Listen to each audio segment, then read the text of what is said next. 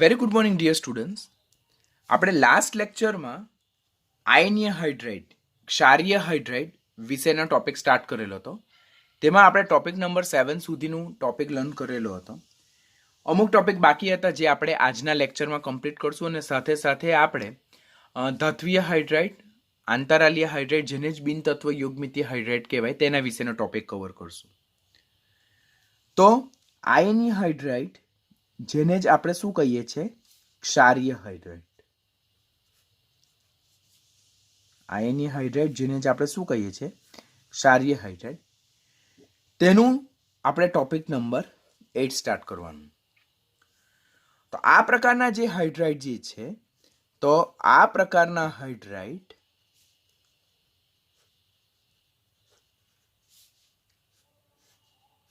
તે ઘન સ્થિતિ એટલે કે સોલિડ સ્ટેટ માં તેઓ વિદ્યુતનું વહન કરતા નથી.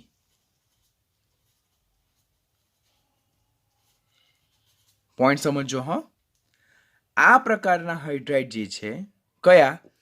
આયનીય ઓર ક્ષારીય હાઇડ્રાઇટ તે ઘન સ્થિતિમાં એટલે સોલિડ સ્ટેટમાં વિદ્યુતનું વહન કરતા નથી. પરંતુ કઈ સ્થિતિમાં વિદ્યુતનું વહન કરે?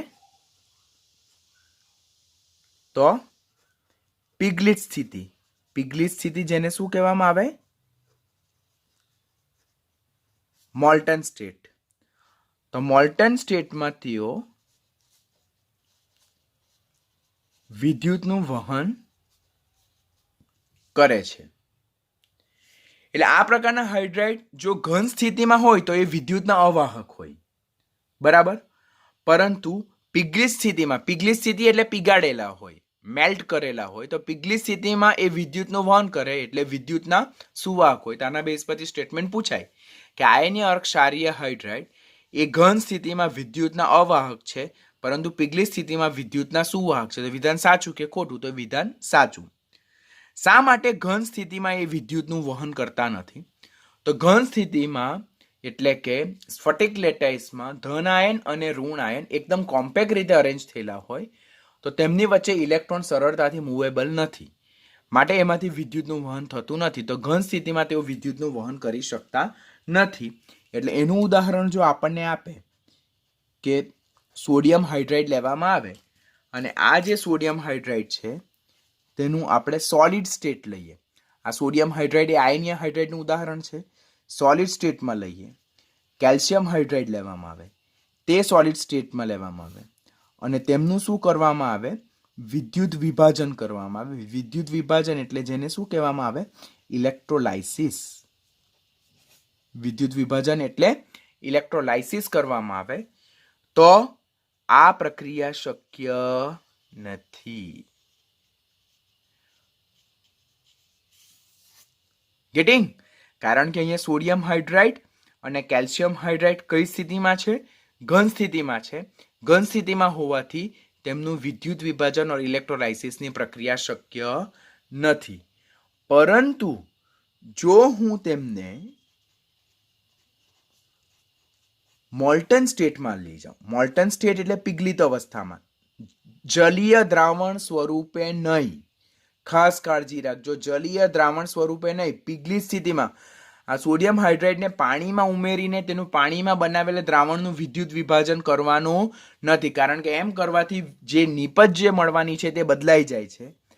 આ જે સોલિડ છે તેને પીગાડીને પિગલિત સ્વરૂપમાં લાવો અને તેનું વિદ્યુત વિભાજન કરો, એનું વિદ્યુત વિભાજન કરો, તો આપણને એનોડ પર ઓક્સિડેશન દ્વારા આપણને H2 વાયુ મળશે. એનોડ પર ઓક્સિડેશન દ્વારા H2 વાયુ મળશે અને કેથોડ પર રિડક્શન દ્વારા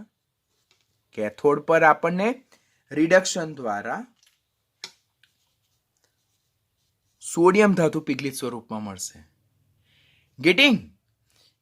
અહીંયા જ્યારે હાઇડ્રાઇડ સોલિડ સ્ટેટમાં હતા અને એનું વિદ્યુત વિભાજન કરવામાં આવતું હતું તો પ્રક્રિયા શક્ય હતી નહીં. પરંતુ આ જ સોલિડ સ્ટેટને પિગલિત સ્વરૂપમાં જો લઈ જવામાં આવે એટલે પીગાળવાનું અને પિગલિત આયનીય ક્ષારીય હાઇડ્રાઇડનું વિદ્યુત વિભાજન કરવામાં આવે તો એનોડ પર ઓક્સિડેશન દ્વારા આપણને ડાયહાઇડ્રોજન વાયુ પ્રાપ્ત થાય અને કેથોડ પર રિડક્શન દ્વારા આપણને સમૂહ એકની ધાતુ મળે. હવે અહીંયા જો હું સેમ ઇક્વેશન કેલ્શિયમ હાઇડ્રાઇડ માટે લખું અને જો હું ઇલેક્ટ્રોલાઇસિસ કરું વિદ્યુત વિભાજન તો મને એનોડ પર ઓક્સિડેશન દ્વારા H2 મળશે અને કેથોડ પર રિડક્શન દ્વારા કોણ મળશે? કેલ્શિયમ ધાતુ મળશે. That will be in liquid or solid state. આમ સમૂહ 1 અને સમૂહ 2 ના આયનીય ઓર ક્ષારીય હાઇડ્રાઇડનું સોલિડ સ્ટેટમાં વિદ્યુત વિભાજન કરવાથી પ્રક્રિયા શક્ય નથી, બીકોઝ સોલિડ સ્ટેટમાંથી વિદ્યુતનું વહન શક્ય નથી, તો વિદ્યુત વિભાજન થશે નહીં. પરંતુ તેમને પિગલિત સ્વરૂપમાં જો વિદ્યુત વિભાજન કરવામાં આવે તો એનોડ પર ઓક્સિડેશન દ્વારા ડાયહાઇડ્રોજન વાયુ અને કેથોડ પર રિડક્શન દ્વારા ધાતુ છૂટી પડશે. હવે પિગલિત સ્વરૂપમાં વિદ્યુત વિભાજન કરીએ તો પિગલિત સ્વરૂપમાંથી ઇલેક્ટ્રિસિટીનું કંડક્ટન્સ વહન થઈ શકે તો વિદ્યુત વિભાજન થઈને એનોડ પર કેથોડ પર જુદી જુદી નિપજ મળે. હવે આપણને એમ થાય કે સર ચાલો સોલિડ સ્ટેટમાં વિદ્યુત વિભાજન શક્ય નથી, પિગલિત સ્વરૂપમાં વિદ્યુત વિભાજન શક્ય છે અને એનોડ પર અને કેથોડ પર તમારા કહેવા મુજબ આ નિપજ મળે. પણ હવે મને એ કેવી રીતે સમજ પડે કે એનોડ પર કેમ ડાયહાઇડ્રોજન વાયુ અને કેથોડ પર શા માટે સોડિયમ ઓર કેલ્શિયમ ધાતુ છૂટી પડે? તો એના માટે આપણે ઇલેક્ટ્રોલાઇટિક સેલ ડ્રો કરવો પડે. શું ડ્રો કરવું પડે? Electrolytic cell. ઇલેક્ટ્રોલાઇટિક સેલ જેને આપણે કહીએ છીએ વિદ્યુત વિભાજ્ય કોષ. એને શું કહીએ છીએ? વિદ્યુત વિભાજ્ય કોષ. વિદ્યુત વિભાજ્ય કોષ જે છે તો તેમાં એક પાત્ર હોય, તેમાં જેનું વિદ્યુત વિભાજન કરવાનું હોય તેનું જલીય દ્રાવણ ઓર તેનું પિગલિત સ્વરૂપમાં દ્રાવણ લઈએ. અહીંયા આપણે સમૂહ 1 ના હાઇડ્રાઇડનું પિગલિત દ્રાવણ લઈએ, એટલે હું અહીંયા સોડિયમ હાઇડ્રાઇડનું લેવું છું. સોડિયમ હાઇડ્રાઇડ કઈ સ્થિતિમાં? પિગલિત અવસ્થામાં લીધો છે મેં, કારણ કે આપણે આયનીય હાઇડ્રાઇડનું વિદ્યુત વિભાજન શીખતા છે. હવે તેમાં મેં 2 વિદ્યુત ધ્રુવો ડૂબાડું. આ 2 વિદ્યુત ધ્રુવો છે. બંને વિદ્યુત ધ્રુવો આ પિગલિત સોડિયમ હાઇડ્રાઇડના દ્રાવણમાં ડૂબાડેલા છે. Compulsory they should be dip. એ લોકો અંદર ડૂબવા જરૂરી છે તો જ વિદ્યુત વિભાજન થશે. આ જે બંને વિદ્યુત ધ્રુવો જે છે તો એક વિદ્યુત ધ્રુવ બેટરીના ધન છેડા સાથે જોડાયેલો હોય તો એને કહેવામાં આવે છે એનોડ, અને એક વિદ્યુત ધ્રુવ એ બેટરીના ઋણ છેડા સાથે જોડાયેલો હોય તો એને કહેવામાં આવે છે કેથોડ. ખાસ પોઈન્ટ યાદ રાખજો કે પહેલા આપણે જેનું વિદ્યુત વિભાજન કરવાના છે તે આયનીય હાઇડ્રાઇડને આપણે પિગલિત અવસ્થામાં લઈ શકીએ છીએ, બરાબર. જલીય દ્રાવણમાં લેવાનું નથી. આપણે પિગલિત અવસ્થામાં વિદ્યુત વિભાજન શીખીએ. જલીય દ્રાવણનું વિદ્યુત વિભાજન 12મા ધોરણમાં ઇલેક્ટ્રોકેમિસ્ટ્રીમાં શીખવાના જ છો, ઓર આ જ 11th સ્ટાન્ડર્ડમાં ફર્ધર ઓન પણ તમે શીખવાના છો. પછી તેમાં 2 વિદ્યુત ધ્રુવો ડૂબાડ્યા. તેમાં એક વિદ્યુત ધ્રુવ બેટરીના ધન છેડા સાથે જોડ્યું જેને એનોડ કહેવામાં આવે, અને બીજો વિદ્યુત ધ્રુવને બેટરીના ઋણ છેડા સાથે જોડ્યો અને એને કેથોડ કહેવામાં આવે. હવે હું ઇલેક્ટ્રિસિટી પાસ કરું. ઇલેક્ટ્રિસિટી પાસ કરવાથી આ જે પિગલિત અવસ્થા છે તેમાંથી આયનો છૂટા પડશે. કયા કયા આયનો છૂટા પડે? તો અહીંયાથી Na+ આયનો છૂટા પડે ને અહીંયાથી H- આયન છૂટા પડે. હવે Na+ જે આયનો ઉદ્ભવે છે આમાં, તો તે 2 માંથી કયા વિદ્યુત ધ્રુવ તરફ સ્થળાંતર કરશે? તો આપણને ખબર છે વિદ્યુત વિભાજન દરમિયાન ધન આયન તેનાથી વિરુદ્ધ વીજભાર ધરાવતા વિદ્યુત ધ્રુવ તરફ જાય અને ઋણ આયન તેનાથી વિરુદ્ધ વીજભાર ધરાવતા વિદ્યુત ધ્રુવો તરફ જાય. એટલે અહીંયા Na+ એ ધન વીજભારિત છે તો એ ડેફિનેટલી ઋણ વીજભારિત કેથોડ તરફ જાય. એટલે અહીંયા કોણ આવશે? આપણી પાસે Na+ આવશે. Na+ કેથોડ પર જાય. Na+ ક્યાં જાય? કેથોડ પર, બીકોઝ એ ધન વીજભારિત છે. કેથોડ કેવા છે? ઋણ વીજભારિત છે. જ્યારે H- જે છે H માઇનસ, તો તે એનાયન છે, નેગેટિવ આયન છે, તો નેગેટિવ આયન એ પોઝિટિવલી ચાર્જ એનોડ તરફ જશે, તો આ એનાયન ક્યાં જશે? પોઝિટિવલી ચાર્જ એનોડ પર જશે. એટલે અહીંયા મારી પાસે એનોડ પર કઈ પ્રક્રિયા થવાની છે એ તો હંમેશા યાદ રાખવાનું છે. એનોડ પર ઓક્સિડેશન પ્રક્રિયા જ થાય. એનોડ પર કઈ પ્રક્રિયા થાય? ઓક્સિડેશન પ્રક્રિયા જ થાય. અને કેથોડ પર રિડક્શન પ્રક્રિયા જ થાય. હવે એનોડ પર આપણી પાસે કોણ ગયું? તો એનોડ પર આપણી પાસે H માઇનસ ગયું. હવે ઓક્સિડેશન થાય, ઓક્સિડેશન, તો in terms of electron removal or gaining, oxidation દરમિયાન ઇલેક્ટ્રોન શું થાય છે? દૂર થાય છે. ઓક્સિડેશન દરમિયાન ઇલેક્ટ્રોન દૂર થાય માટે અહીંયા હાઇડ્રોજન છૂટો પડે. પરંતુ હાઇડ્રોજન હંમેશા દ્વિપરમાણવીય છે. હાઇડ્રોજન હંમેશા સામાન્ય તાપમાને દ્વિપરમાણવીય વાયુ સ્થિતિમાં છે, માટે એ H2 સ્વરૂપે દૂર થાય. તમને ખબર પડી ને? જેવું આપણે વિદ્યુત પ્રવાહ પસાર કર્યો એટલે પિગલિત અવસ્થામાં અહીંયાથી Na+ અને H- છૂટા પડ્યા. Na+ જે કેટાયન છે, ધન વીજભારિત આયન છે, તે ઋણ વીજભારિત કેથોડ પર જઈને રિડક્શન પામશે. અને H- જે એનાયન છે, જે નેગેટિવલી ચાર્જ આયન છે, જે ધન વીજભારિત એનોડ પર જઈને ઓક્સિડેશન પામે. હવે એનોડ પર જે આ હાઇડ્રાઇડ આયન છે તેનું ઓક્સિડેશન થાય, ઇલેક્ટ્રોન દૂર થાય છે. જો it's a electron removal process. Oxidation is a electron removal process. Oxidation દરમિયાન ઇલેક્ટ્રોન શું થાય છે? દૂર થાય છે. પરંતુ સામાન્ય તાપમાને તો હાઇડ્રોજન હંમેશા દ્વિપરમાણુય વાયુ સ્થિતિમાં જ જોવા મળે. તો અહીંયા H2 હોય તો મારે અહીંયા 2 પ્લેસ કરવું પડે. તો મારે અહીંયા કેટલા ઇલેક્ટ્રોન દૂર થાય છે? 2 ઇલેક્ટ્રોન દૂર થાય. હવે કેથોડ પર ધન વીજભારિત સોડિયમ આયન ગયા, તો કેથોડ પર રિડક્શન થાય. તો in terms of electron gaining is a reduction process. એટલે રિડક્શન પ્રક્રિયા દરમિયાન ઇલેક્ટ્રોન ઉમેરાય છે. એટલે કેથોડ પર આપણને કઈ ધાતુ મળે છે? લિક્વિડ ધાતુ. આ સોડિયમ ધાતુ લિક્વિડ સ્ટેટમાં ઓર સોલિડ સ્ટેટમાં ડિપેન્ડ અપોન ટેમ્પરેચર. અહીંયા ઓક્સિડેશન દરમિયાન 2 ઇલેક્ટ્રોન દૂર થાય, તો અહીંયા રિડક્શન દરમિયાન 2 ઇલેક્ટ્રોન ઉમેરાય. તો અહીંયા 2 અને અહીંયા 2. એટલે ઓવરઓલ પ્રોસેસ લખીએ આપણે તો 2Na+H- ને એનું વિદ્યુત વિભાજન કરવામાં આવે તો it will give you 2Na solid or liquid plus H2 gas. આ ક્યાં મળે આપણને? આ આપણને કેથોડ પર મળે. અને આ ક્યાં મળે આપણને? આ આપણને એનોડ પર મળે.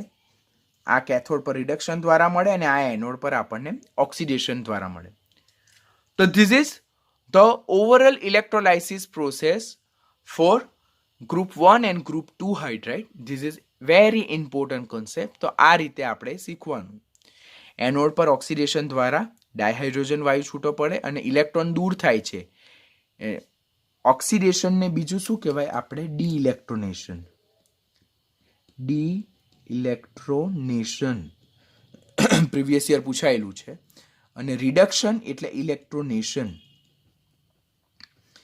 ડીઇલેક્ટ્રોનેશન એટલે ઇલેક્ટ્રોન દૂર થવું અને ઇલેક્ટ્રોનેશન એટલે ઇલેક્ટ્રોન ઉમેરાવું. આમ એનોડ પર ડીઇલેક્ટ્રોનેશન પ્રોસેસ દ્વારા, ઓક્સિડેશન પ્રોસેસ દ્વારા ડાયહાઇડ્રોજન વાયુ પ્રાપ્ત થાય. કેથોડ પર ઇલેક્ટ્રોનેશન એટલે રિડક્શન પ્રોસેસ દ્વારા આપણને સોડિયમ ધાતુ પ્રાપ્ત થાય છે. જોઈએ તો જે આયનીય ઓર સલાઇન હાઇડ્રેટ છે તે ઘન સ્થિતિમાં વિદ્યુતના અવાહક છે, પરંતુ પીગળી સ્થિતિમાં વિદ્યુતના સુવાહક છે. તેમાં સમૂહ 1 માટે જો ઘન સ્થિતિમાં હાઇડ્રાઇડનું વિદ્યુત વિભાજન કરવામાં આવે તો પ્રક્રિયા શક્ય નથી. બીકોઝ ઘન સ્ફટિક લેટાઇસમાં આયનોની ગોઠવણી એટલી વ્યવસ્થિત થયેલી હોય કે તેમાં ઇલેક્ટ્રિસિટીનું કન્ડક્ટન્સ થતું નથી, માટે વિદ્યુત વિભાજન શક્ય નથી. પરંતુ પીગલિત સ્થિતિમાં જો આપણે હાઇડ્રાઇડ લેવામાં આવે ને એનું વિદ્યુત વિભાજન કરવામાં આવે તો કેથોડ પર રિડક્શન દ્વારા ધાતુ પીગલિત સ્થિતિમાં મળશે અને એનોડ પર ઓક્સિડેશન દ્વારા આપણને ડાયહાઇડ્રોજન ગેસ મળશે. હવે સોડિયમ હાઇડ્રાઇડનું પીગલિત અવસ્થામાં વિદ્યુત વિભાજન કરવાથી એનોડ પર ઓક્સિડેશન દ્વારા ડાયહાઇડ્રોજન અને કેથોડ પર રિડક્શન દ્વારા સોડિયમ ધાતુ પીગલિત સ્થિતિમાં મળે છે, જે સમીકરણને આપણે સ્ટેટમેન્ટમાં કન્વર્ટ કરેલું છે. અહીંયા કીધું કે હાઇડ્રાઇડ આયન એનોડ એટલે કે જે પોઝિટિવલી ચાર્જ વિદ્યુત ધ્રુવ છે તેના પર જઈને ઓક્સિડેશન પામશે આયરું ઓક્સિડેશન પામે, ઇલેક્ટ્રોન રિમૂવ થાય અને ડાયહાઇડ્રોજન ગેસ પ્રાપ્ત થાય. અને Na+ જે પોઝિટિવલી ચાર્જ છે તે નેગેટિવલી ચાર્જ કેથોડ પર જઈને રિડક્શન પામે, એટલે reduction is the electron gaining process. આમ કેથોડ પર રિડક્શન દ્વારા આપણને ધાતુ મળે અને એનોડ પર ઓક્સિડેશન દ્વારા આપણને ડાયહાઇડ્રોજન વાયુ મળે. Same thing is applicable for group 2 elements hydride, કે જો ઘન સ્થિતિ હોય તો તેમના હાઇડ્રાઇડનું વિદ્યુત વિભાજન શક્ય નથી, પરંતુ જો પીગલિત અવસ્થા હોય તો કેથોડ પર રિડક્શન દ્વારા ધાતુ મળે અને એનોડ પર ઓક્સિડેશન દ્વારા ડાયહાઇડ્રોજન પ્રાપ્ત થાય, જેના રિએક્શન અહીંયા મેન્શન કરેલા છે. કે કેથોડ પર ધાતુ સમૂહ 2 ની ધાતુ ડાયવેલેન્ટ કેટાયન સ્વરૂપે જોવા મળે. કેમ? તો સમૂહ 2 ના જે તત્વો છે તેમની બાહ્યતમ કક્ષાની ઇલેક્ટ્રોનીય સંરચના NH2 છે, માટે તેઓ હંમેશા 2 ઇલેક્ટ્રોન ગુમાવીને ડાયવેલેન્ટ કેટાયન એટલે દ્વિસંયોજક ધન આયન બનાવવાની વૃત્તિ રાખે. તો તે 2 ઇલેક્ટ્રોન મેળવીને ધાતુમાં કન્વર્ટ થાય અને હાઇડ્રાઇડ આયન જે છે તે 2 ઇલેક્ટ્રોન ગુમાવીને H2 ગેસમાં કન્વર્ટ થશે. તો that is electrolysis of group 1 and group 2 hydride, very most important topic for your NEET exam. આ પ્રકારના જે હાઇડ્રાઇડ છે તે ઊંચી સર્જનાત્મક એન્થાલ્પી ધરાવે, હાઈ હીટ ઓફ ફોર્મેશન. એટલે શું? કે જ્યારે આ પ્રકારના સંયોજનો બને ત્યારે વિપુલ પ્રમાણમાં ઉષ્મા શું થાય છે? મુક્ત થાય છે, જેને સર્જનાત્મક એન્થાલ્પી કહેવાય. કોઈ પણ સંયોજનનું સર્જન થાય ત્યારે જે એન્થાલ્પીમાં ફેરફાર થાય તેને સર્જનાત્મક એન્થાલ્પી કહેવાય, જે થર્મોડાયનેમિક્સ ચેપ્ટરમાં તમે લર્ન કરશો. લિથિયમ હાઇડ્રાઇડ છે તે સિવાયના, અહીંયા જો રેડ લાઇનથી લખ્યું છે, લિથિયમ હાઇડ્રાઇડ જે હાઈલી સ્ટેબલ છે. આપણે લાસ્ટ લેક્ચરમાં જોયેલું કે ઉપરથી નીચે તરફ જતા જેમ બંધ લંબાઈ વધતી જાય, બંધ સ્થાયિતા ઘટતી જાય, ઉષ્મીય સ્થાયિતા ઘટતી જાય. એટલે સમૂહના પ્રથમ તત્વના ધન આયનનું કદ નાનું હોવાને કારણે ને લેટાઇસ જે છે તે સ્ફટિક લેટાઇસ ઉર્જા વધારે હોવાને કારણે લિથિયમના હાઇડ્રાઇડ હાઈલી સ્ટેબલ છે. એટલે તેનું ઉષ્મીય વિઘટન થતું નથી, સરળતાથી તો થતું જ નથી. માટે લિથિયમ હાઇડ્રાઇડ સિવાયના જે આ પ્રકારના હાઇડ્રાઇડ છે તેને હવામાં જો આપણે સખત રીતે ગરમ કરીએ, બરાબર સ્ટ્રોંગલી હીટ કરીએ, 675 ટુ 775 કેલ્વિન ટેમ્પરેચર અરાઉન્ડ, તો તેમનું વિઘટન થતાં આપણને જ્વલનશીલ હાઇડ્રોજન વાયુ મુક્ત થાય. ક્વેશ્ચન પૂછાય કે આયનીય હાઇડ્રાઇડમાં કયા હાઇડ્રાઇડનું ઊંચા તાપમાને વિઘટન થતું નથી? તો lithium hydride, highly stable hydride, તે લિથિયમ આયનના નાના કદને આભારી છે. જ્યારે અન્ય હાઇડ્રાઇડ જે છે તેમને સખત રીતે ગરમ કરવામાં આવે તો તેમનું વિઘટન થઈને તેમાંથી ધાતુ અને જ્વલનશીલ હાઇડ્રોજન વાયુ મુક્ત થાય છે. બરાબર, અહીંયા સોલિડ સ્ટેટમાં છે, સખત રીતે ગરમ કરીએ છીએ એટલે ધાતુ અને હાઇડ્રોજન વાયુ છૂટો પડે. હવે આપણને ખબર છે કે હાઇડ્રોજન વાયુ અતિ જ્વલનશીલ છે, ઇટ્સ અ હાઈલી કમ્બસ્ટિબલ ગેસ. એટલે હાઈલી કમ્બસ્ટિબલ છે, અતિ જ્વલનશીલ છે, એટલે તરત જ શું થાય? સળગી ઉઠે. અને જેને કારણે આયનીય હાઇડ્રાઇડ છે તેનો ઉપયોગ ઘન ઈંધણ તરીકે એટલે કે સોલિડ ફ્યુલ તરીકે થાય છે. ખાસ યાદ રાખજો. લિથિયમ હાઇડ્રાઇડ હાઈલી સ્ટેબલ એટલે એનું ઉષ્મીય વિઘટન શક્ય નથી. એના સિવાયના હાઇડ્રાઇડનું ઊંચા તાપમાને ઉષ્મીય વિઘટન થઈ શકે છે. એમાંથી ધાતુ અને હાઇડ્રોજન વાયુ છૂટો પડે. હાઇડ્રોજન અતિ જ્વલનશીલ છે માટે એ સળગી ઉઠે છે. માટે આયનીય હાઇડ્રાઇડનો ઉપયોગ સોલિડ ફ્યુલ ઘન ઈંધણ તરીકે થાય છે. પાણી સાથે તેઓ વિસ્ફોટક પ્રક્રિયા કરે, જેમ કે સોડિયમ હાઇડ્રાઇડ પાણી સાથે પ્રક્રિયા કરીને સોડિયમ હાઇડ્રાઇડ કરીને H2 આપે. કેલ્શિયમ હાઇડ્રાઇડ પણ પાણી સાથે પ્રક્રિયા કરીને કેલ્શિયમ હાઇડ્રાઇડ અને H2 આપે. આ રીતે મુક્ત થતો જે હાઇડ્રોજન વાયુ છે તે કેવો છે? હાઈલી જ્વલનશીલ છે, જેને કારણે એ તરત જ સળગી ઉઠે. અને સળગી ઉઠે તે આગને જો નિયંત્રણમાં રાખવું હોય તો ત્યારે આપણે અંદર શું કરવું પડે? રેતી નાખવી પડે. હવે અહીંયા જો સોડિયમ હાઇડ્રાઇડ અને કેલ્શિયમ હાઇડ્રાઇડ એ પાણી સાથે પ્રક્રિયા કરીને અનુવર્તી ધાતુના શું આપે છે? હાઇડ્રોક્સાઇડ આપે છે. માટે આયનીય હાઇડ્રાઇડ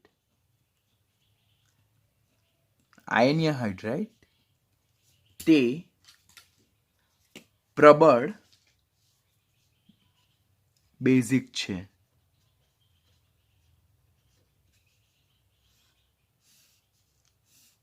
આયનીય હાઇડ્રાઇડ પ્રબળ બેઝિક છે. કેમ? તો આયનીય હાઇડ્રાઇડ પાણીમાં દ્રાવ્ય થઈને સમૂહ 1 અને સમૂહ 2ના સક્રિય ધાતુના હાઇડ્રોક્સાઇડ આપે, જે સ્ટ્રોંગલી બેઝિક નેચરના હોય. માટે આયનીય હાઇડ્રાઇડ એ પ્રબળ બેઝિક છે. ઊંચા તાપમાને તેઓ સારા રિડક્શન કરતા છે. રિડક્શન કરતા એટલે શું? આપણે ઓલરેડી ઘણા લેક્ચરમાં એ વસ્તુ લર્ન કર્યું છે. રિડક્શન કરતા એટલે શું? કે જે બીજાનું રિડક્શન કરે અને પોતે ઓક્સિડેશન પામે. હવે આ પ્રકારના હાઇડ્રાઇડ છે તેમાં હાઇડ્રોજન -1 ઓક્સિડેશન સ્ટેટમાં છે. હવે હાઇડ્રોજનનું સ્ટેબલ ઓક્સિડેશન સ્ટેટ તો +1 છે. અહીંયા હાઇડ્રોજન -1 ઓક્સિડેશન સ્ટેટમાં, માટે -1 માંથી હાઇડ્રોજન ઓક્સિડેશન પામીને સ્થાયી એવા +1 ઓક્સિડેશન સ્ટેટમાં રૂપાંતર પામે, જેને આપણે આ બે ઉદાહરણ દ્વારા સમજી શકીએ. તેવા અન્ય ઉદાહરણ પણ છે કે જેમાં સોડિયમ હાઇડ્રાઇડ, કેલ્શિયમ હાઇડ્રાઇડ તે રિડક્શન કરતા સ્વભાવ તરીકે વર્તે, કે જેમ કે આ એક ઉદાહરણ જોયું, સોડિયમ હાઇડ્રાઇડની બોરોન ટ્રાઇફ્લોરાઇડ સાથેની પ્રક્રિયા. બધા રિએક્શન નીટ માટે યાદ રાખવાના રહેશે. ડેફિનેટલી તમને ફર્સ્ટ એટેમ્પમાં રિએક્શન યાદ નહીં રહે, પરંતુ 2 વર્ષને અંતે તમે વારંવાર રિપીટ કરીને, રિવાઇઝ કરીને, રિકોલ કરીને, વાંચીને આ બધા જ રિએક્શન યાદ રાખતા શીખી જશો. સો અત્યારે just you need to start up. તમારે જસ્ટ ગેમને સ્ટાર્ટ કરવાની છે. ધીમે ધીમે બધું જ યાદ રહી જશે. You should not worry about it. કે અહીંયા સોડિયમ હાઇડ્રાઇડની જ્યારે બોરોન ટ્રાઇફ્લોરાઇડ સાથે પ્રક્રિયા થાય ત્યારે તેમાંથી ડાયબોરેન બને. બોરોન ટ્રાઇફ્લોરાઇડમાંથી ડાયબોરેન. હવે બોરોન ટ્રાઇફ્લોરાઇડમાંથી ડાયબોરેન બને એટલે અહીંયા બોરોન સાથે ફ્લોરિન છે, અહીંયા બોરોન સાથે હાઇડ્રોજન છે, એટલે બોરોનમાં હાઇડ્રોજન ઉમેરાય. હવે હાઇડ્રોજનનો ઉમેરાવું એટલે કઈ પ્રક્રિયા કહેવાય? રિડક્શન પ્રક્રિયા કહેવાય. આમ સોડિયમ હાઇડ્રાઇડ એ બોરોન ટ્રાઇફ્લોરાઇડનું રિડક્શન ડાયબોરેનમાં કરે છે અને પોતે રિડક્શન કરતા તરીકે વર્તે. એવી રીતે સોડિયમ હાઇડ્રાઇડ સિલિકોન ટેટ્રાક્લોરાઇડ સાથે ઊંચા તાપમાને પ્રક્રિયા કરે તો એમાંથી સિલેન સંયોજન, સિલેન એટલે સિલિકોનના હાઇડ્રાઇડ, તો અહીંયા SiCl4 માંથી SiH4 મળે. તો અહીંયા સિલિકોન સાથે ક્લોરીન છે, અહીંયા સિલિકોન સાથે હાઇડ્રોજન છે, અહીંયા હાઇડ્રોજન ઉમેરાય છે. હાઇડ્રોજન ઉમેરાય એટલે એ પ્રક્રિયાને શું કહેવાય? રિડક્શન. એટલે સિલિકોન ટેટ્રાક્લોરાઇડનું સિલિકોન ટેટ્રાહાઇડ્રોજન ઓર તેને ટેટ્રાહાઇડ્રાઇડ ઓર સિલેન કહેવાય, તેમાં રિડક્શન થાય, માટે અહીંયા NaH રિડક્શન કરતા છે. અહીંયા પણ એ રિડક્શન કરતા તરીકે વર્તે, અહીંયા પણ એ રિડક્શન કરતા તરીકે વર્તે. અહીંયા પણ જો કે કેલ્શિયમ હાઇડ્રાઇડ જે છે PbSO4 સાથે પ્રક્રિયા કરીને એનું PbS માં અને પોતે કેલ્શિયમ હાઇડ્રોક્સાઇડમાં રૂપાંતર પામે. અહીંયા PbSO4 માં સલ્ફરનો ઓક્સિડેશન આંક +6 છે, અહીંયા સલ્ફરનો ઓક્સિડેશન આંક -2 છે. આપણે ઓલરેડી 9th-10thમાં લર્ન કરેલું છે કે રિડક્શન પ્રક્રિયા દરમિયાન ઓક્સિડેશન આંકમાં ઘટાડો થાય છે. આપણે રેડોક્સ ચેપ્ટરમાં એ ટોપિકને ખૂબ જ ડિટેલમાં શીખવાના છે, સો તમારે એના વિશે જરાક પણ ચિંતા નથી કરવાની. અહીંયા હું વધારે પૂર્વધારણા તમને નહીં સમજાવી શકું, બિકોઝ એના માટે આખાને આખા લેક્ચર જોઈશે. તો અહીંયા જસ્ટ બેઝિક સમજાવું કે રિડક્શન દરમિયાન ઓક્સિડેશન આંકમાં ઘટાડો થાય છે. રિડક્શન દરમિયાન ઓક્સિડેશન આંકમાં શું થાય છે? ઘટાડો. +6 to -2. માટે કેલ્શિયમ હાઇડ્રાઇડ અહીંયા કયા તરીકે વર્તે? રિડક્શન કરતા. જે PbSO4 નું PbS લેડ સલ્ફેટ અને શું કહેવામાં આવે છે? લેડ સલ્ફેટ ને તેનું રૂપાંતર શેમાં કરે છે? એ લેડ સલ્ફાઇડ. તો કેલ્શિયમ હાઇડ્રાઇડ લેડ સલ્ફેટનું લેડ સલ્ફાઇડમાં રિડક્શન કરે અને પોતે રિડક્શન કરતા તરીકે વર્તે છે. હવે લિથિયમ હાઇડ્રાઇડ જે છે તે ઓક્સિજન અને ક્લોરીન સાથે અપ્રતિક્રિયાત્મક છે, એટલે એની સાથે પ્રક્રિયા કરતો નથી, માટે તે અન્ય ઉપયોગી મિશ્ર હાઇડ્રાઇડની બનાવટમાં ઉપયોગી છે. આપણે રિએક્શન જ યાદ રાખવાના છે. તો લિથિયમ હાઇડ્રાઇડની એલ્યુમિનિયમ ક્લોરાઇડ સાથે સૂકા ઇથરની હાજરીમાં પ્રક્રિયા થતા લિથિયમ એલ્યુમિનિયમ હાઇડ્રાઇડ મિશ્ર હાઇડ્રાઇડ. લિથિયમ હાઇડ્રાઇડની ડાયબોરેન સાથે પ્રક્રિયા થતા સૂકા ઇથરની હાજરીમાં તો લિથિયમ બોરોહાઇડ્રાઇડ. સોડિયમ હાઇડ્રાઇડની ડાયબોરેન સાથે પ્રક્રિયા થતા સૂકો ઇથરમાં તો સોડિયમ બોરોહાઇડ્રેટ. આ બધા જે રિએક્શન જે છે તે નીટમાં વારંવાર તમને રિપીટ થાય છે. કોઈ પણ રેફરન્સ બુક જોવો, કોઈ પણ ક્વેશ્ચનરી જો, તો આ ક્વેશ્ચનરીમાં આ જે રિએક્શન છે તેના રિલેટેડ ક્વેશ્ચન ખાસ પૂછાય છે. લિથિયમ હાઇડ્રાઇડ જે ઓક્સિજન અને ક્લોરીન સાથે પ્રક્રિયા ન કરે, આ જો આ ક્લોરીન સાથે પ્રક્રિયા ન કરે, માટે તે મિશ્ર પ્રકારના હાઇડ્રાઇડની બનાવટમાં વપરાય. તેના માટેના અનુવર્તી રિએક્શન છે જે 11thમાં જ જે આપણે P બ્લોક શીખવાના છે, સમૂહ 13 અને સમૂહ 14, તો તેમાં આ રિએક્શન તમને પાછા રિપીટ થવાના છે. તો ધીઝ આર ઇમ્પોર્ટન્ટ રિએક્શન, ખાસ યાદ રાખજો. પૂછાય કે લિથિયમ હાઇડ્રાઇડની એલ્યુમિનિયમ ક્લોરાઇડ સાથે પ્રક્રિયા થતાં મળતું સંયોજન કયું? તો લિથિયમ એલ્યુમિનિયમ હાઇડ્રાઇડ અને લિથિયમ ક્લોરાઇડ. લિથિયમ હાઇડ્રાઇડની ડાયબોરેન સાથે પ્રક્રિયા થતાં મળતું સંયોજન કયું? લિથિયમ બોરોહાઇડ્રાઇડ. પછી સોડિયમ હાઇડ્રાઇડની ડાયબોરેન સાથે પ્રક્રિયા થતાં મળતું સંયોજન કયું? તો સોડિયમ બોરોહાઇડ્રાઇડ. ઓર લિથિયમ બોરોહાઇડ્રાઇડ નીચેનામાંથી કઈ પ્રક્રિયા દ્વારા મળે? તો લિથિયમ હાઇડ્રાઇડને ડાયબોરેન ઓર લિથિયમ હાઇડ્રાઇડને ડાયબોરેન સાથે સૂકા ઇથરની હાજરીમાં જો ગરમ કરવામાં આવે તો એમાંથી આપણને લિથિયમ બોરોહાઇડ્રાઇડ મળે. તો these are the reaction that you need to remember at any how any cost. એવા ઘણા બધા રિએક્શન હોય કે જેમાં એક્સપ્લેનેશન ઓછું અને આપણે યાદ રાખવાનું ઘણું બધું હોય. તો that we need to remember, we have to remember four long period of time. આ જે બધા મિશ્ર હાઇડ્રાઇડ છે, જો મિશ્ર હાઇડ્રાઇડ એટલે આપણે ઓલરેડી લાસ્ટ લેક્ચરમાં જોયેલું હતું કે હાઇડ્રોજન સિવાય અન્ય બે તત્વો હોય, બાઇનરી કમ્પાઉન્ડ નહીં હોય, હાઇડ્રોજન સિવાય અન્ય બે તત્વો હોય તો તેમને શું કહેવામાં આવે? મિશ્ર હાઇડ્રાઇડ. તેમાં lithium aluminium hydride, lithium boron hydride, sodium બોરોહાઇડ્રાઇડને મિશ્ર હાઇડ્રાઇડ કહેવાય કે જે ઓર્ગેનિક સિન્થેસિસમાં હંમેશા રિડક્શન કરતા તરીકે વપરાય. યાદ રાખજો, મિશ્ર હાઇડ્રાઇડ હંમેશા રિડક્શન કરતા તરીકે વર્તે, જે બીજાને પોતાનામાંથી હાઇડ્રોજન આપીને રિડક્શન કરે છે. પછી પ્રોટોનિક દ્રાવક સાથેની પ્રક્રિયા, લાસ્ટ રિએક્શન. પ્રોટોનિક દ્રાવક એટલે શું? કે જે પ્રોટોન આપે, H+ આપે. આયનીય હાઇડ્રાઇડ જે છે તેઓ H2O, NH3, ઇથેનોલ જેવા પ્રોટોનિક દ્રાવકમાં કેવા હોય? અસ્થાયી હોય. પરિણામે તેઓ પ્રોટોનિક દ્રાવક સાથે પ્રક્રિયા કરીને ડાયહાઇડ્રોજન મુક્ત કરે અને તેઓ આયનીય હાઇડ્રાઇડ પ્રબળ લુઈસ બેઝ તરીકે વર્તે, જેના રિએક્શન આપેલા છે. જો પહેલા તો અહીંયા શું શબ્દ યાદ રાખવાનો? પ્રોટોનિક દ્રાવક એટલે શું? પ્રોટોનિક દ્રાવક એટલે જે પ્રોટોન આપે. તો H2O છે, NH3 છે, ઇથેનોલ છે, તો they all are પ્રોટોનિક સોલ્વન્ટ કે જેઓ પોતાનામાંથી પ્રોટોન આપશે. આયનીય હાઇડ્રાઇડ આ જે બધા પ્રોટોનિક સોલ્વન્ટ જે છે તેમાં શું છે? અસ્થાયી છે. અસ્થાયી એટલે અનસ્ટેબલ છે. એટલે આમાંથી જે પ્રોટોન છૂટો પડે અને આયનીય હાઇડ્રાઇડ પોતાનો જે હાઇડ્રોજન આપે તે સંયોજાઈને હાઇડ્રોજન મુક્ત થાય છે. જો બરાબર. આમ આયનીય હાઇડ્રાઇડ જે છે તે પ્રોટોનિક દ્રાવક સાથે પ્રક્રિયા કરીને તેઓ કયા તરીકે વર્તે છે? પ્રબળ બેઝ તરીકે વર્તે. આ પોઈન્ટ તમારે યાદ રાખવાનો. જેમ કે લિથિયમ હાઇડ્રાઇડ પાણી સાથે પ્રક્રિયા કરીને લિથિયમ હાઇડ્રોક્સાઇડ અને H2 જો ધાતુના હાઇડ્રોક્સાઇડ મળે જે એનો પ્રબળ બેઝ એક. કેલ્શિયમ હાઇડ્રોક્સાઇડ પાણી સાથે પ્રક્રિયા કરીને કેલ્શિયમ હાઇડ્રોક્સાઇડ આપે તો તે બેઝિક સ્વભાવના છે. સોડિયમ હાઇડ્રાઇડ NH3 સાથે પ્રક્રિયા કરી NaNH2 સોડિયમ એમાઇડ આપે, H2 મુક્ત કરે. લિથિયમ હાઇડ્રાઇડ ઇથેનોલ સાથે પ્રક્રિયા કરીને આ પ્રકારનું સંયોજન આપે અને H2 મુક્ત કરે. તો આમ જે આયનીય હાઇડ્રાઇડ છે તે પાણી, એમોનિયા, આલ્કોહોલ જેવા પ્રોટોનિક દ્રાવકમાં હાઈલી અનસ્ટેબલ છે, તો તેની સાથે પ્રક્રિયા કરીને H2 મુક્ત કરે અને તેઓ પ્રબળ બેઝ તરીકે વર્તે. આ એમનો કયો સ્વભાવ સૂચવે છે? પ્રબળ બેઝિક સ્વભાવ સૂચવે છે. And the last point for the same hydride, તેઓ કયા તરીકે વર્તે? રિડક્શન કરતા તરીકે વર્તે અને સોલિડ ફ્યુલ્સ તરીકે વર્તે. સોલિડ ફ્યુલ્સ તરીકે શા માટે? કારણ કે એ લોકો હાઇડ્રોજન મુક્ત કરે, જે હાઇડ્રોજન અતિ જ્વલનશીલ છે, આગ સળગી ઉઠે છે, માટે આપણને જે દહન માટે જે દહનથી જે ઉષ્મા છૂટી પડે તે મળે, તેનાથી આપણે જે પર્ટિક્યુલર ઇન્સ્ટ્રુમેન્ટ છે, એપરેટસ છે, વ્હીકલ્સ છે તેને ચલાવી શકીએ. તો સોલિડ ફ્યુલ્સ તરીકે આ જે આયનીય હાઇડ્રાઇડ છે તેનો બહોળો ઉપયોગ કરી શકાય. તો આની સાથે આયનીય હાઇડ્રાઇડ, સલાઇન હાઇડ્રાઇડ અહીંયા ઓવર થાય છે. હવે આપણે સ્ટાર્ટ કરશું ડી અને એફ વિભાગના આંતરાલીય હાઇડ્રાઇડ વિશે. હવે હાઇડ્રાઇડનો બીજો પ્રકાર જેને આપણે ધાત્વીય હાઇડ્રાઇડ, જેને જ મેટાલિક હાઇડ્રાઇડ કહેવાય, આંતરાલીય હાઇડ્રાઇડ, જેને જ ઇન્ટરસ્ટિશિયલ હાઇડ્રાઇડ કહેવાય, બિનતત્વ યોગમિતીય હાઇડ્રાઇડ એટલે નોન સ્ટોઇક્યોમેટ્રિક હાઇડ્રાઇડ કહેવાય.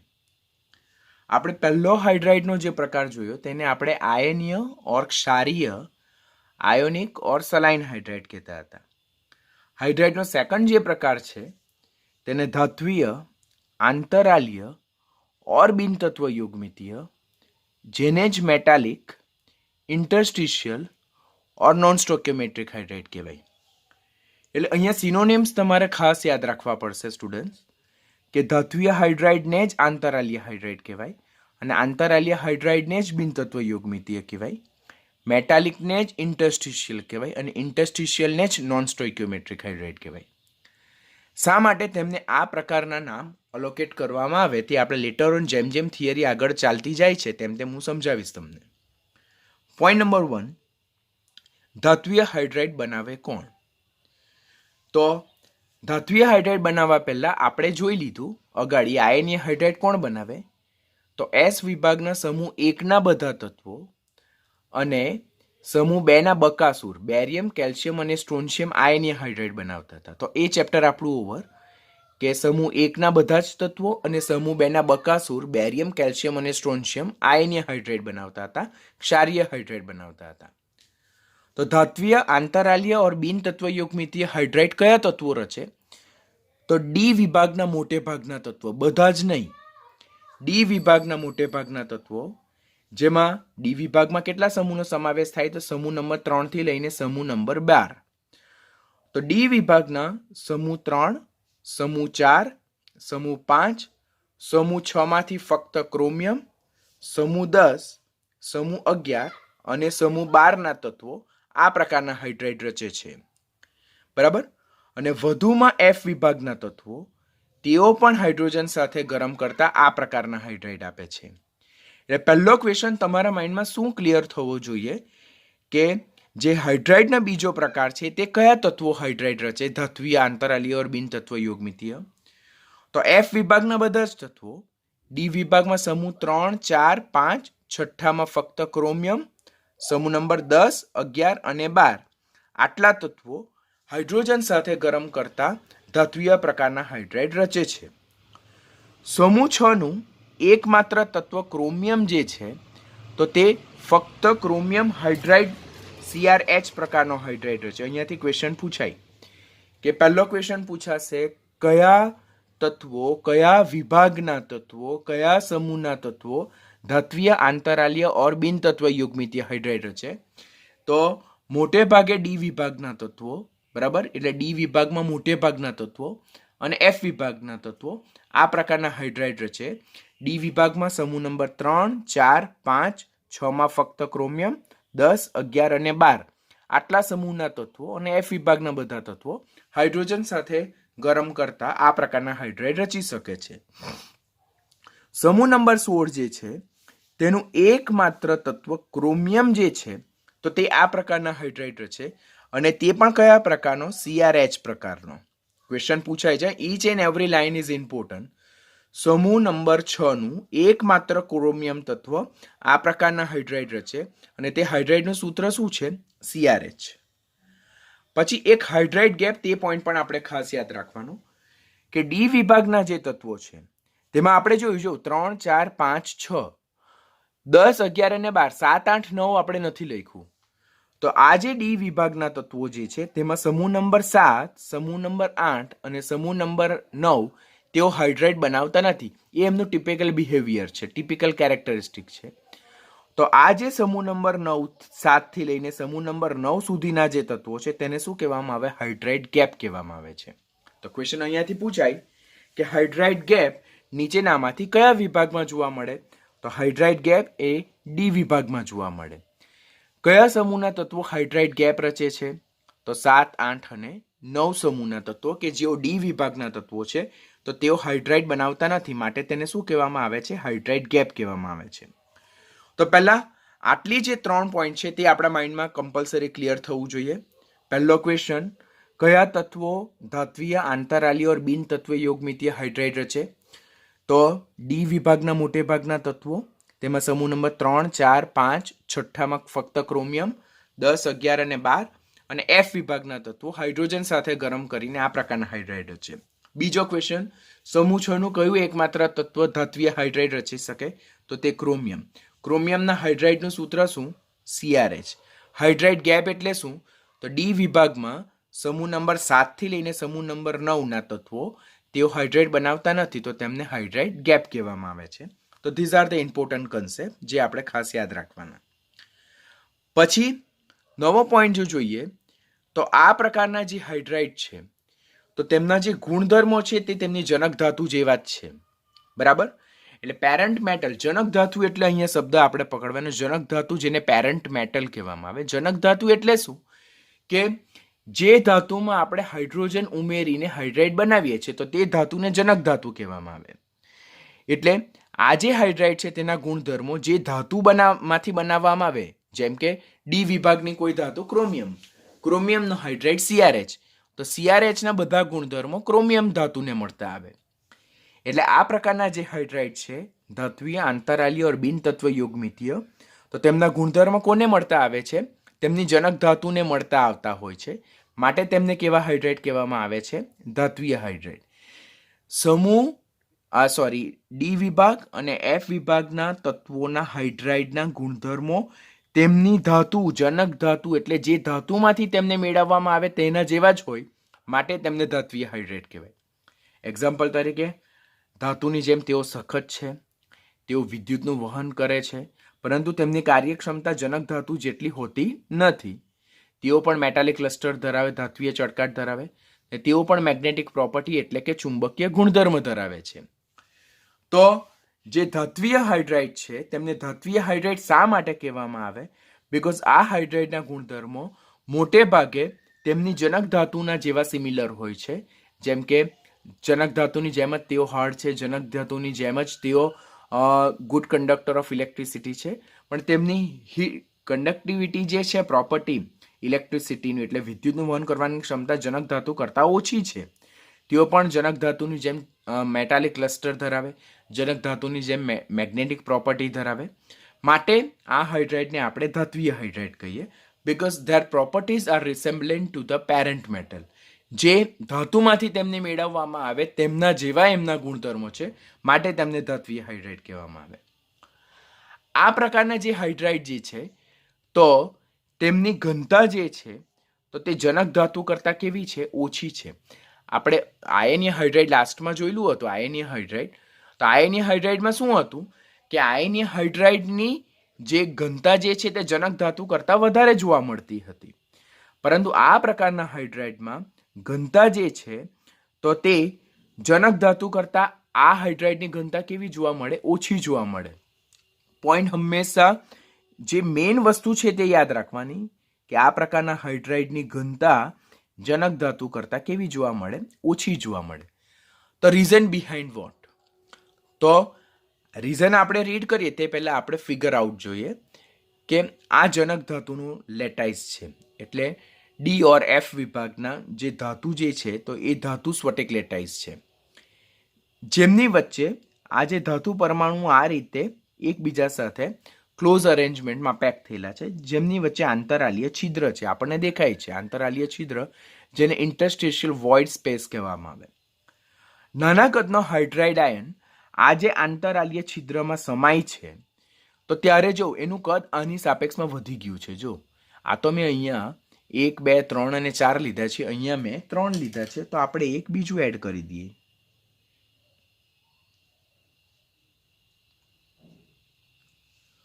ઓકે, એટલે આ જે છે તે આપણું જનક ધાતુ છે, બરાબર, જેમાં ધાતુ પરમાણુઓ ક્રિસ્ટલાઇન લેટાઇસમાં એકદમ પ્રોપર અરેન્જમેન્ટમાં ગોઠવાયેલા છે. એમાં નાના કદનો હાઇડ્રાઇડ આયન ગોઠવાઈ જાય છે. જો નાના કદનો હાઇડ્રાઇડ આયન ગોઠવાઈ જાય, બરાબર, તો નાના કદનો હાઇડ્રાઇડ આયન જ્યારે ગોઠવાઈ જાય તો જનક ધાતુ કરતાં તે જે હાઇડ્રાઇડ બને તેનું કદ વધે છે. જો આ જનક ધાતુ પેરેન્ટ મેટલ, જેના ધાતુ સ્ફટિક્સનું કદ ઓછું છે, એની સાપેક્ષમાં જ્યારે જનક ધાતુમાં ઉદ્ભવતા આંતરાલીય સ્પેસ, બધા જ આંતરાલીય સ્પેસમાં હાઇડ્રોજન સમાઈ શકતો નથી, બીકોઝ બધા જ આંતરાલીય સ્પેસ છિદ્રોના કદ એક સરખા હોતા નથી. જે છિદ્રમાં હાઇડ્રાઇડ આયન સમાઈ શકે તેમાં એ ઘૂસી જશે, બાકીના છિદ્ર ખાલી રહેશે. તો જ્યારે નાના કદનો હાઇડ્રાઇડ આયન આ આંતરાલીય છિદ્રમાં સમાય છે તો તે જનક ધાતુનું જે લેટાઇસ જે છે, ક્રિસ્ટલાઇન લેટાઇસ, તેનું કદ વધારે છે, બરાબર. હવે આપણને ખબર છે કે ઘનતા D = m/v. હવે આ જે હાઇડ્રાઇડ છે તેનું કદ જે છે તો તે જનક ધાતુ કરતાં કેવું છે? વધારે જોવા મળે. એટલે એનું કદ વધારે જોવા મળે તો એની ઘનતા ડેફિનેટલી કેવી જોવા મળે? ઓછી જોવા મળે. હું શું કહેવા માંગુ છું તમને ખ્યાલ આવતો હોવો જોઈએ કે જનક ધાતુના પરમાણુઓ એકબીજા સાથે લગોલગ એકબીજા સાથે પ્રોપર અરેન્જમેન્ટમાં ગોઠવાયેલા છે. આ પ્રમાણે ધાતુ પરમાણુઓ જ્યારે ક્રિસ્ટલાઇન લેટાઇસમાં ગોઠવાય છે તો ત્યારે તેમની વચ્ચે આંતરાલીય છિદ્ર ઉદ્ભવે છે. આ આંતરાલીય છિદ્રમાં નાના કદનો હાઇડ્રાઇડ આયન સમાય છે.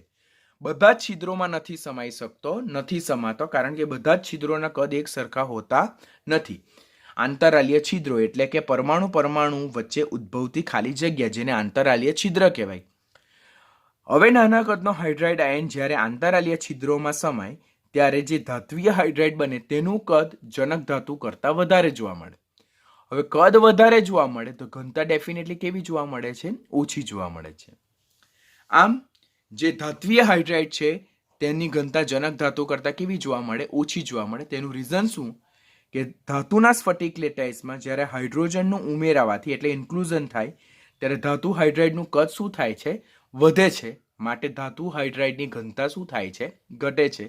જેને આપણે બંને ફિગર દ્વારા અને આ સૂત્ર દ્વારા સરળતાથી સમજી શકીએ કે ધાતુના ક્રિસ્ટલાઇન લેટાઇસમાં ઉદ્ભવતા આંતરાલીય છિદ્રોમાં જ્યારે નાના કદનો હાઇડ્રાઇડ આયન સમાય છે તો ત્યારે ધાતુના સ્ફટિક લેટાઇસનું કદ વધી જાય, એટલે ધાત્વીય હાઇડ્રાઇડમાં કદ વધી જાય.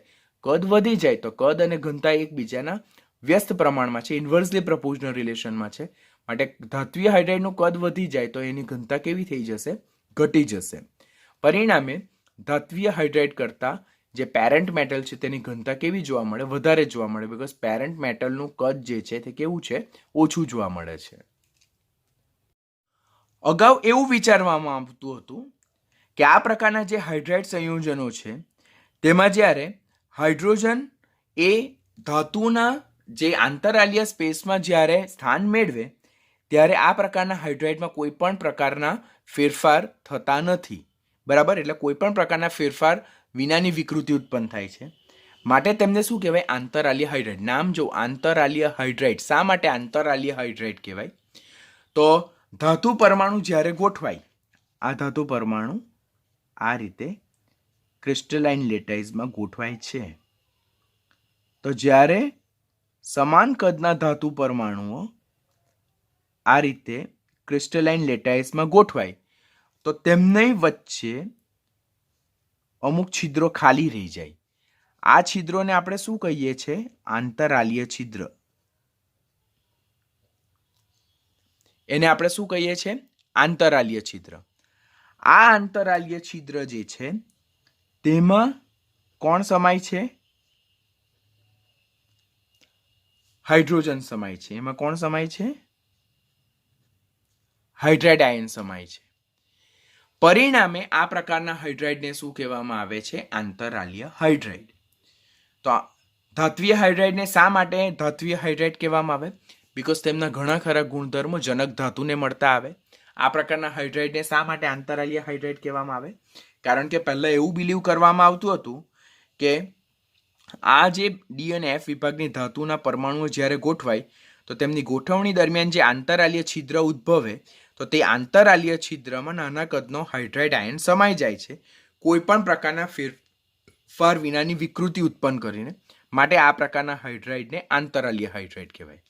But very most important question, but recent study શું કહે છે આપણને? રિસન્ટ સ્ટડી શું કહે છે કે આ જે વસ્તુ જે લાગુ પડે છે તે ફક્ત નિકલ, પેલેડિયમ, સીરિયમ અને એક્ટિનિયમને જ લાગુ પડે છે. નિકલ, પેલેડિયમ, સીરિયમ અને એક્ટિનિયમ સિવાયના જે ધાતુના હાઇડ્રાઇડ છે તો તેમના સ્ફટિક લેટાઇસ એ જનક ધાતુ કરતાં કેવા જોવા મળે છે? જુદા જોવા મળે છે. આ પોઈન્ટ ધ્યાનથી સમજો. નિકલ, પેલેડિયમ, સીરિયમ અને એક્ટિનિયમ ધાતુના હાઇડ્રાઇડ જે છે તો તેમના લેટાઇસ જનક ધાતુ જેવા જ છે. એટલે નિકલ ધાતુના જે ક્રિસ્ટલાઇન લેટાઇસના બંધારણ છે તેવા જ તેના હાઇડ્રાઇડના ક્રિસ્ટલાઇન લેટાઇસ છે. પેલેડિયમ ધાતુ જે છે તેનું જે સ્ફટિક લેટાઇસ જોવા મળે તેવું જ સ્ફટિક લેટાઇસ પેલેડિયમના હાઇડ્રાઇડનું છે. તેવું જ આપણે સીરિયમ વિશે અને તેવું જ એક્ટિનિયમ વિશે કહી શકીએ. પરંતુ આ ચાર જે ધાતુ છે તેના સિવાયની જે ધાતુ છે, નિકલ, પેલેડિયમ, સીરિયમ અને એક્ટિનિયમ સિવાયની જે ધાતુ છે તેમના હાઇડ્રાઇડના સ્ફટિક લેટાઇસ એ જનક ધાતુ કરતાં કેવા છે? જુદા પડે છે. પોઈન્ટ ખાસ ધ્યાન રાખજો, એકદમ વ્યવસ્થિત રીતે સમજો. નિકલ, પેલેડિયમ, સીરિયમ અને એક્ટિનિયમ ધાતુના હાઇડ્રાઇડના સ્ફટિક લેટાઇસ એ જનક ધાતુ જેવા જ છે. એટલે આ જે ધાતુમાંથી જે હાઇડ્રાઇડ બનાવવામાં આવે તો તે હાઇડ્રાઇડના બંધારણ આ ધાતુને મળતા જ આવે, વેરી સિમિલર. પરંતુ આ જે 4 ધાતુ છે તેના સિવાયની જે ધાતુ છે તેમના જે હાઇડ્રાઇડ છે તેમના લેટાઇસ એ જનક ધાતુથી કેવા બને છે? અલગ સ્ફટિક લેટાઇસ હોય છે. તો ક્વેશ્ચન પૂછાય કે નીચેનામાંથી ડી વિભાગના કયા તત્વ, ડી ઓર એફ વિભાગ, બરાબર, નીચેનામાંથી કયા તત્વના જે હાઇડ્રાઇડ જે છે તો તે જનક ધાતુને મળતા આવે છે? તો નિકલ, પેલેડિયમ, સીરિયમ અને એક્ટિનિયમ. ઓર કોના હાઇડ્રાઇડ જનક ધાતુ, કયા હાઇડ્રાઇડના જે સ્ફટિક લેટાઇસ છે તે જનક ધાતુ કરતા અલગ પડે છે? તો આ 4 ધાતુમાંથી આપણે 3 ને ઓપ્શનમાં શોધવાની. એના સિવાયની જે ધાતુ છે તેના હાઇડ્રાઇડ ના સ્ફટિક લેટાઇસ એ જનક ધાતુ કરતા કેવા બને છે? અલગ બને છે. That is point of question, ખાસ યાદ રાખવાનું. આ પ્રકારના જે હાઇડ્રાઇડ છે તે મોટે ભાગે કેવા હોય છે? બિનતત્વ યુગ્મિતીય. બિનતત્વ યુગ્મિતીય એટલે એને શું કહેવામાં આવે છે? નોન સ્ટોઇક્યોમેટ્રિક. હવે આપણને હંમેશા ખ્યાલ રહેવો જોઈએ બિનતત્વ યોગમિતીય અને નોન સ્ટોઇક્યોમેટ્રિક એટલે શું, ઓર તત્વ યોગમિતીય અને સ્ટોઇક્યોમેટ્રિક એટલે શું. તો જ્યારે બે તત્વો એકબીજા સાથે સંયોજાય અને જે સંયોજન બનાવે છે તો બનતા સંયોજનમાં જે રહેલા ઘટક તત્વો છે તેનું ઘટક પ્રમાણ હંમેશા નિશ્ચિત હોય, એવર કોન્સ્ટન્ટ, એવર સેમ, હંમેશા સરખું. તો એવા તત્વોને, એવા સંયોજનને તત્વયોગમિતીય એટલે કે સ્ટોઇક્યોમેટ્રિક કમ્પાઉન્ડ કહેવાય. સે for example, we are taking example of water. દુનિયાના કોઈ પણ ખૂણામાં પાણીનો નમૂનો લેવામાં આવે, કોઈ પણ પદ્ધતિથી પાણી બનાવવામાં આવે, કોઈ બી મેથડથી પાણીને કલેક્ટ કરવામાં આવે, તેમાં હાઇડ્રોજન અને ઓક્સિજન 2:1 પરમાણુના રેશિયોમાં ગોઠવાયેલા છે. એટલે હાઇડ્રોજન, પાણી જે છે તેમાં હાઇડ્રોજન અને ઓક્સિજનનું પ્રમાણ હંમેશા નિશ્ચિત હોય, ધેટ ઇઝ 2:1. તો એને શું કહેવાય? તત્વયોગમિતીય કમ્પાઉન્ડ કહેવાય. આ પ્રકારના સંયોજનો કેવા છે? બિનતત્વયોગમિતીય છે, નોન સ્ટોઇક્યોમેટ્રિક છે. એટલે આ પ્રકારના હાઇડ્રાઇડમાં નિશ્ચિત સંરચનાના નિયમનું પાલન થતું નથી. નિશ્ચિત સંરચનાના નિયમનું પાલન થતું નથી. શા માટે પાલન થતું નથી? તો આ પ્રકારની જે ધાતુ છે તેમના પરમાણુઓ સ્ફટિક લેટાઇસમાં જ્યારે પ્રોપર અરેન્જમેન્ટ દર્શાવતા હોય ત્યારે તેમની વચ્ચે જે આંતરાલીય છિદ્રો ઉદ્ભવે છે તે આંતરાલીય છિદ્રોના કદ હંમેશા સમાન હોતા નથી. એટલે અમુક આંતરાલીય છિદ્રમાં હાઇડ્રોજન સમાઈ શકે, અમુક આંતરાલીય છિદ્રો ખાલીના ખાલી રહે છે. એને કારણે આ પ્રકારના હાઇડ્રાઇડમાં જે ધાતુ પરમાણુ છે અને હાઇડ્રોજન પરમાણુ છે તેનું એક કોન્સ્ટન્ટ રેશિયો હંમેશા જળવાતો નથી. માટે આ પ્રકારના હાઇડ્રાઇડને આપણે બિનતત્વ યુગ્મિતીય ઓર નોન સ્ટોઇક્યોમેટ્રિક હાઇડ્રાઇડ કહીએ છીએ. શું કહેવા માંગુ છું તમને ખ્યાલ આવતો હશે કે આપણે જો એક્ઝામ્પલને ફરીથી આકૃતિ દ્વારા સમજીએ તો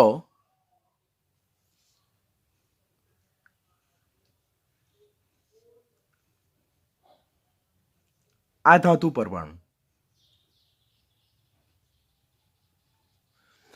હવે એમની વચ્ચે આ જે આંતરાલીય છિદ્ર ઉદ્ભવે છે, ઇન્ટરસ્ટેશિયલ વોઇડ સ્પેસ જેને કહેવાય, તેના કદ હંમેશા સરખા હોતા નથી. બરાબર?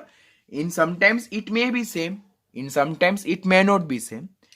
જેને પરિણામે અમુક છિદ્રમાં હાઇડ્રાઇડ આયન સમાઈ જાય, જ્યારે અમુક છિદ્ર કેવા રહે છે? ખાલી રહે. એટલે અમુક છિદ્ર ભરાય, અમુક છિદ્ર ખાલી રહે, અમુક છિદ્રના કદ સમાન હોય, અમુક છિદ્રના કદ જુદા જુદા હોય. એને કારણે આ પ્રકારના હાઇડ્રાઇડમાં ધાતુ અને હાઇડ્રોજનનું પ્રમાણ હંમેશા નિશ્ચિત રહેતું નથી.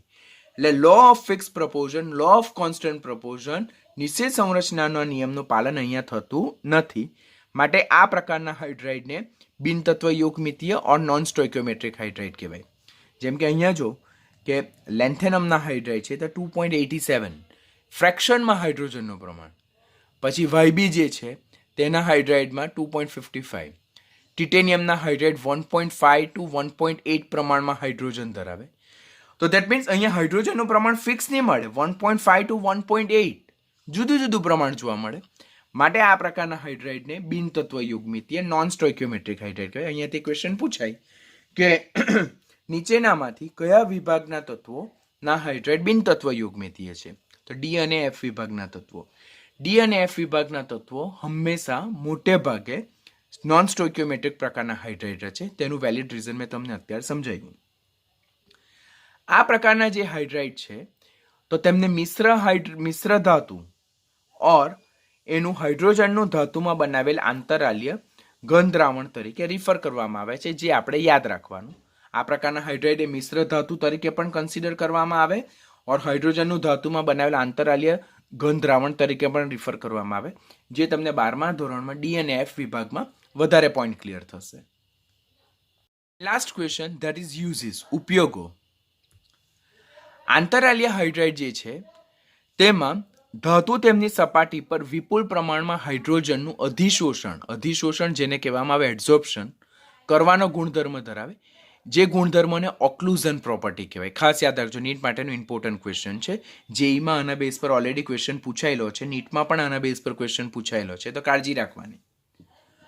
હવે અહીંયાથી આપણને પહેલો ક્વેશ્ચન શું જનરેટ થાય કે સર અધિશોષણ એટલે શું, એડઝોર્પ્શન એટલે શું? તો અધિશોષણ એટલે શું? આપણે એક ચોકનો ટુકડો લેવાનો, એ ચોકના ટુકડાને ભૂરા રંગના શાહીના દ્રાવણમાં નાખવાનું અને એ સફેદ ચોકના ટુકડાને આપણે અડધો કલાક સુધી મૂકી રાખીએ. અડધો કલાક સુધી મૂકી રાખીએ અને ત્યાર પછી ચોકના ટુકડાને આપણે બહાર કાઢશું. તો ચોકના ટુકડાને બહાર કાઢીએ તો ચોકની જે સપાટી છે તે કેવા રંગની થઈ જાય? ભૂરા રંગની થઈ જાય. હવે ચોકના ટુકડાને જો આપણે 2 પીસીસમાં 2 ભાગમાં વિભાજિત કરીએ, આ એક્સપેરિમેન્ટ તમે ઘરે પણ કરી શકો કે ભૂરા રંગની શાહી લેવાની, તેમાં સફેદ ચોકનો ટુકડો નાખવાનો, અડધો પોણો કલાક સુધી રવા દેવો, પછી ચોકના ટુકડાને બહાર કાઢો તો ચોકની બાહ્ય સપાટી જે છે તે ભૂરા રંગની થઈ જાય. હવે ચોકના ટુકડાને જો આપણે 2 ભાગમાં વિભાજિત કરીએ તો બહારની સપાટી ભૂરા રંગની દેખાશે, અંદરની સપાટી સફેદની સફેદ જ રહેશે. એટલે અહીંયા જે છે તો શાહીના રંગો જે છે તે ફક્ત ચોકની બાહ્ય સપાટી પર અધિશોષણ પામેલા છે, તેઓ સપાટીની અંદર પેનિટ્રેટ ઘૂસ્યા નથી. તો આ સપાટી પર થતી જે ઘટના જોવા મળે તેને શું કહેવામાં આવે? અધિશોષણ, એડઝોર્પ્શન કહેવામાં આવે, જે આપણે 12મા ધોરણમાં પૃષ્ઠ રસાયણ વિજ્ઞાન એક મોટું ચેપ્ટર છે તેમાં આપણે લર્ન કરશું. અત્યારે યાદ રાખવાનું કે આંતરાલ્ય હાઇડ્રાઇડ જે છે, ડી અને એફ વિભાગના જે હાઇડ્રાઇડ છે તેમાં ધાતુ જે છે તે તેમની સપાટી પર આ પ્રમાણે વિપુલ પ્રમાણમાં હાઇડ્રોજનનું અધિશોષણ કરવાની ક્ષમતા ધરાવે, જે ગુણધર્મને શું કહેવામાં આવે? ઓક્લુઝન કહેવામાં આવે. આ જે ઓક્લુડેડ હાઇડ્રોજનની માત્રા જે છે તે ધાતુના સ્વભાવ અને ધાતુની ભૌતિક સ્થિતિ પર યાદ રાખે છે. પોઈન્ટ યાદ રાખજો, નીટમાં રીઝન પૂછાશે આપણને કે ઓક્લુઝનનો ગુણધર્મ છે તે નીચેનામાંથી કયા પોઈન્ટ પર ડિપેન્ડન્ટ છે? તો તે ધાતુના સ્વભાવ પર અને ધાતુની ભૌતિક સ્થિતિ પર ડિપેન્ડન્ટ છે. આ એક્સટેન્ટ ઓફ ઓક્લુઝન જે છે તો જે જુદી જુદી જે ધાતુ જે છે તો તેના ઓક્લુઝન જે છે તેની પ્રોપર્ટી જુદી જુદી હોય. કોઈક વધારે માત્રામાં ઓક્લુઝન ધરાવે, કોઈ ઓછી માત્રામાં ઓક્લુઝન ધરાવે, કોઈ વધારે માત્રામાં હાઇડ્રોજનને પોતાની સપાટી પર અધિશોષિત કરે, કોઈ ઓછી માત્રામાં હાઇડ્રોજનને પોતાની સપાટી પર અધિશોષિત કરે. તો એના માટે જો જોઈએ આપણે તો કલિલમય પેલેડિયમ, જેને કોલોઇડલ પેલેડિયમ કહેવામાં આવે. હવે કલિલમય પેલેડિયમ એટલે શું તે 12મા ધોરણમાં હું તમને સમજાવીશ. પછી પેલેડિયમ, પછી પ્લેટિનિયમ, પછી ગોલ્ડ અને પછી નિકલ. તો તેમના ઓક્લુઝનનો ગુણધર્મ આપેલો છે. ધીસ ઇઝ ઇમ્પોર્ટન્ટ સિક્વન્સ, આપણે ખાસ યાદ રાખશું નીટ માટે. સૌથી વધારે extent of occlusion A D વિભાગમાં કોલોઇડલ પેલેડિયમ ધરાવે, એના કરતાં ઓછું પેલેડિયમમાં, એના કરતાં ઓછું પ્લેટિનમમાં, એના કરતાં ઓછું ગોલ્ડમાં અને એના કરતાં ઓછું શેમાં જોવા મળે છે? નિકલમાં જોવા મળે છે. આમ ઓક્લુઝન એટલે શું? તો ડી અને એફ વિભાગના તત્વો તેમની સપાટી પર જે હાઇડ્રોજનને વિપુલ પ્રમાણમાં અધિશોષવાની જે ક્ષમતા ધરાવે તેને ઓક્લુઝન પ્રોપર્ટી કહેવાય. આ ઓક્લુઝન પ્રોપર્ટી એ ધાતુના સ્વભાવ અને તેમની ભૌતિક સ્થિતિ પર ડિપેન્ડન્ટ છે. એને કારણે જુદી જુદી ધાતુઓ છે તેમના પર એક્સટેન્ટ ઓફ ઓક્લુઝન જુદું જુદું જોવા મળે. તેનો સિક્વન્સ આપણે આ રીતે ફોલો કરશું, યાદ રાખશું. પરંતુ આ પ્રકારના જે હાઇડ્રાઇડ છે તેની સપાટી પર હાઇડ્રોજન અધિશોષિત થઈ જાય, ઓક્લુડેટ થઈ જાય, પરંતુ જેવા હાઇડ્રાઇડને આપણે સખત ગરમ કરીએ છીએ તો તેવો આ ઓક્લુડેટ હાઇડ્રોજન શું થાય છે? છૂટો પડી જાય. સપાટી પર આવેલો હોય, બરાબર, ધાતુની સપાટી પર હાઇડ્રોજન અધિશોષિત થયેલો હોય ને હાઇડ્રાઇડને ગરમ કરવામાં આવે તો એ જે સપાટી પર જે હાઇડ્રોજન અધિશોષિત થયેલો છે તે છૂટો પડીને વાતાવરણમાં ચાલ્યો જશે. એના આ ગુણધર્મને કારણે ધાત્વીય હાઇડ્રાઇડ જે છે તેનો ખાસ ઉપયોગ શેમાં થાય? હાઇડ્રોજન સંગ્રાહક માધ્યમ તરીકે ઓર ઉર્જાના સ્ત્રોત તરીકે. હાઇડ્રોજન સંગ્રાહક માધ્યમ અને ઉર્જાના સ્ત્રોત તરીકે. બરાબર? કારણ કે છૂટા પડતો હાઇડ્રોજન જે છે તો તેમાંથી વિપુલ પ્રમાણમાં ઉર્જા મુક્ત થાય અને જેને કારણે તે ઉર્જાના સ્ત્રોત તરીકે ખાસ ઉપયોગમાં આવશે. આ ચેપ્ટરમાં પાછળ હાઇડ્રોજન ઇકોનોમી એક ચેપ્ટર આવશે તો તેમાં એ ટોપિક આપણે પાછું જોઈશું. ક્વેશ્ચન અહીંયાથી પૂછાય, નીચેનામાંથી કયા હાઇડ્રાઇડનો ઉપયોગ હાઇડ્રોજન સંગ્રાહક માધ્યમ તરીકે ઓર બળતણના સ્ત્રોત એટલે ઉર્જાના સ્ત્રોત તરીકે થાય છે? તો તે કોણ છે?